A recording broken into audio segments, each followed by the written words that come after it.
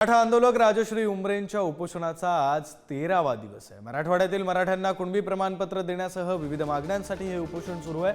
मराठा समाजाच्या मागण्यांबाबत शासन सकारात्मक असल्याचं मत मुख्यमंत्री शिंदेंकडून व्यक्त करण्यात आलं। चर्चा सकारात्मक झाल्यामुळे राजश्री उमरे या पत्रकार परिषद घेऊन भूमिका स्पष्ट करणार आहेत।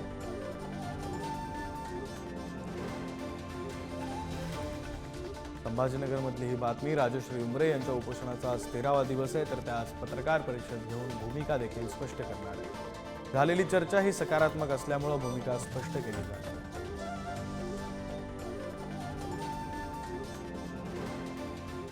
उपोषणाबद्दलची माझी पुढची भूमिका मी ठाम आहे। 17 सप्टेंबरचा जो मी शासनाला अल्टिमेटम दिलेला आहे त्या अल्टिमेटमवरती सुद्धा मी ठाम आहे।